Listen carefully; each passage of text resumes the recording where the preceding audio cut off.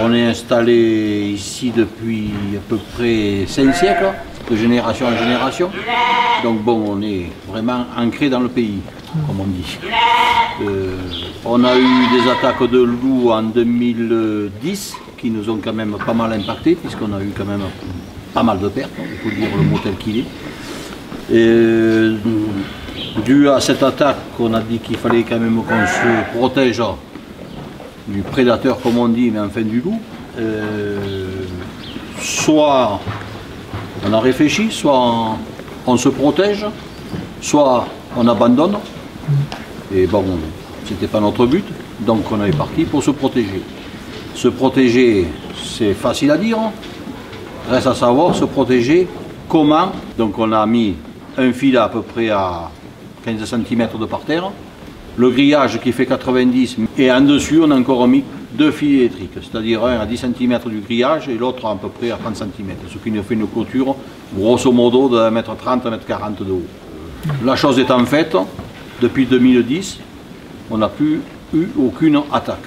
Peut-être pas faisable pour tout le monde, nous on a la chance d'avoir la ferme et les terres tout à côté d'un seul bloc. Il y a juste un chemin qui passe au milieu, bon on l'a parqué de chaque côté, mais on n'a pas des parcelles à droite, à gauche, au milieu, en haut et en bas. Mais ça peut aussi quand même se gérer en parquant les parcelles et en mettant des postes sur batterie, capteurs solaires.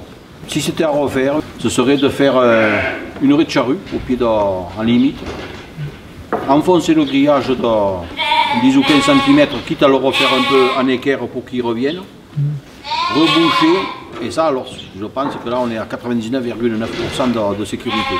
Parce que même qu'on fasse bien plat, une bête, un blaireau, un renard, un truc comme ça peut toujours un peu gratter pour essayer de passer par dessous. Le loup, s'il trouve le moindre trou, il passe. C'est incroyable, c'est une bête qui est quand même assez grosse. Elle se tapit par terre comme une serpillière. Il faut le voir ça. Et il faut, je pense aussi, avant de dire tout et n'importe quoi, un peu se renseigner sur la morphologie du loup, comment il vit et quelles sont ses habitudes, quoi. Parce qu'il se dit beaucoup de choses, il y en a une partie de vrai, mais il y en a une grosse partie qui est fausse. Après on a aussi la surveillance humaine, on a les patous, une meute de bichets à peu près, qui ont fait tourner, parce que bon, le chien n'est pas aussi éternel, il fatigue aussi, il faut qu'il se repose. Un chien de protection, bon, nous on a choisi le montagne des Pyrénées. L'avantage du montagne des Pyrénées, donc dit Patou, c'est un chien d'origine hein, quand même. Il est reconnu, il est utile. Et puis c'est un chien qui est calme et qui prévient beaucoup par l'aboiement. Nous on ne veut pas forcément des tueurs de loups, ce qu'on veut c'est un chien qui soit capable de dissuader le prédateur de rentrer dans les brebis. Après on ne prend pas un chien n'importe où, n'importe comment. Un chien il faut qu'il soit né, élevé au troupeau. Donc à sa naissance, il faut qu'il naisse au milieu des brebis, il faut qu'il ait ce contact, cette filiation et l'odeur. La première chose que le chiot doit sentir quand il naît, bon, sa mère, mais c'est surtout l'odeur des brebis. Et cette odeur des brebis, elle va lui suivre jusqu'à la fin de ses jours. Il faut ce qu'on appelle un attachement au troupeau. Nous, on est dans une zone touristique, donc il y a des randonneurs qui passent, des marcheurs, enfin...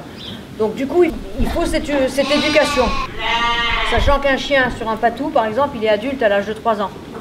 Donc il peut être très bon à 10 mois comme à 8 mois, mais on ne laisse jamais un chiot à 6 mois ou 7 mois dans un troupeau seul avec les brebis.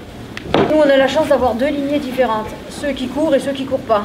Donc Gus, lui, c'est celui qui court. Maintenant, avec l'âge, il va laisser les jeunes faire. Mais bon, il faut dans un troupeau, avec des chiens de protection, il faut deux utilisations différentes, à savoir, les loups attaquent en meute ou seuls, bon tout dépend, mais les loups sont intelligents, c'est-à-dire qu'il y en a 2 qui vont amuser les chiens, et pendant ce temps, le 3e va arriver par derrière pour carapater les brebis. On a eu des éleveurs qui ont eu écho de notre installation, même l'administration, et a dit, ben ma foi, votre truc il a l'air de pas trop mal marcher, puisque bon, ça fait 10 ans que vous n'avez plus d'attaque. étant donné qu'on est quand même dans un lieu où c'est qu'il y a quand même, on va dire, pour arrondir les angles, 25 ans qu'il y a la présence du loup, donc il est bien implanté, on n'a pas d'attaque, c'est que le système est quand même assez fiable à 100%, ça on n'est jamais à l'abri d'un malheur, mais enfin bon, c'est quand même assez fiable.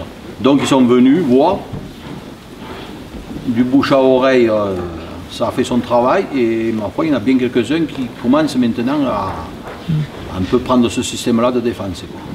C'est vrai que beaucoup d'éleveurs maintenant commencent à appeler ou à poser des questions pour savoir si c'est efficace, si c'est pas efficace, si ça coûte cher, si ça coûte pas cher. Parce qu'il y a des régions où ils ont les aides, il y a des régions où on ne l'a pas.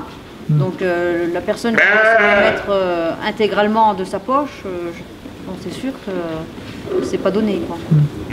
Au niveau national en France, nous on a la chance entre guillemets d'avoir les aides, ce qui permet quand même de faire des moyens de protection, ce qui n'est pas le cas d'autres pays. Alors, quant à savoir si le loup on le veut ou on le veut pas, est-ce que sa présence on en veut ou on n'en veut pas, ça sert à... Si on continue à se la poser encore longtemps, ça ne va pas résoudre le schmilblick. De toute façon, il est là. Donc c'est une espèce protégée, on fait partie de la Convention de Berne. Les éleveurs qui disent, moi, le loup, je ne veux pas l'entendre parler, je suis le premier à être de leur avis, ça c'est sûr, parce que bon, c'est pas un cadeau qu'on nous a fait dans l'élevage. Alors aujourd'hui, je ne vois pas tellement comment on va pouvoir s'en défaire. Ou alors qu'il y en a un qui me donne la solution. Tirer à tout va, ça démonte les meutes, ça, par expérience, c'est encore pire, parce qu'après, les petits louveteaux, ça part dans tous les sens, et la loi devient ingérable.